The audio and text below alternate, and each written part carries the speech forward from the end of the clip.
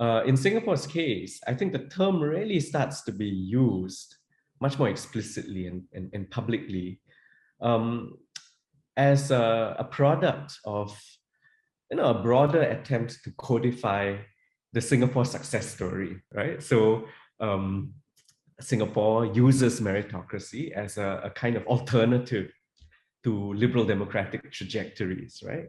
And then, by the 90s, you have also meritocracy, kind of emerging out of a celebrated model which is favored by global institutions of neoliberalism, the same West, right, that criticized Singapore for human rights abuses, also celebrated Singapore for its neoliberal values, right? The World Bank, the IMF were looking for models of economic growth, right? So Singapore is a miracle economy in their eyes, and meritocracy was part of this story.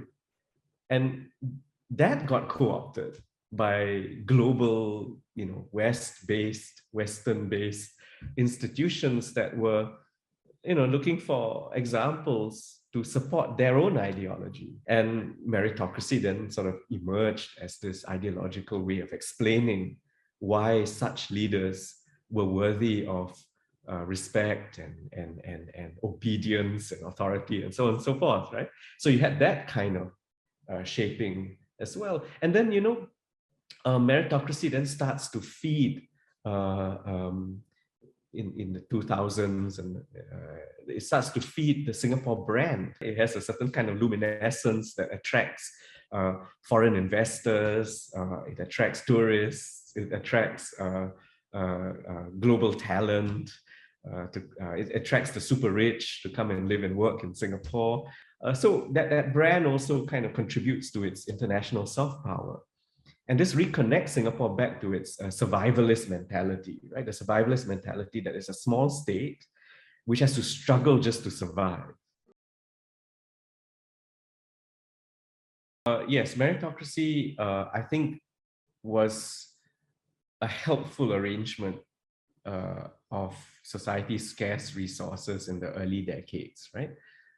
You wanted to make sure that your smartest people got into positions of leadership, especially public sector leadership, that would then make, sort of rational policies, but also kind of far-sighted policies in order to develop a place like Singapore quickly and sustainably. Today, of course, it's kind of, as with all good things, right? They don't last. They don't last forever. And so meritocracy in that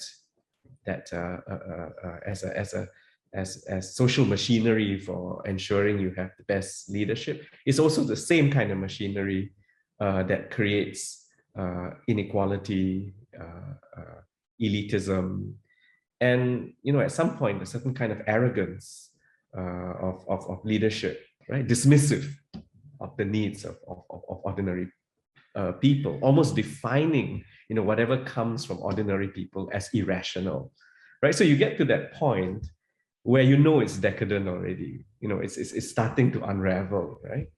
Because the motivations are different. There's disconnection. The elite live in their own world, entitled world. The fantasy of technocratic policy. One of the approaches to mitigating the problems of elitism or kind of a degraded meritocracy in more recent years in Singapore has had to do with ensuring that education is much more sophisticated than simply being front-loaded for people at a certain point in their lives, and then expecting them to use that education to then make a kind of living after that productively and securely. One approach to this was to actually encourage a certain kind of lifelong learning. I think there's something very positive in that approach to equip people with not just what they learn at the beginning of their lives, but to constantly give them opportunities to learn and to love that process, right? And also to benefit from that process in terms of, being able to find an employment in different conditions. So I think there was something very positive about that in the context of meritocracy. However, has it made a lot of difference?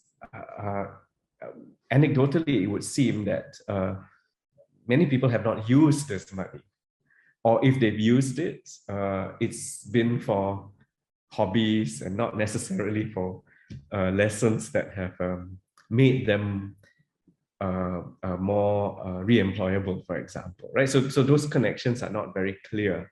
So what can you do about it? I would say that at the very least, right, we should pay more attention to the starting points. We should pay more attention to the material conditions in which doing well in Singapore is possible. If we reach a point where people feel there's nothing I can do, right, to do well in this Singapore that's become so divided,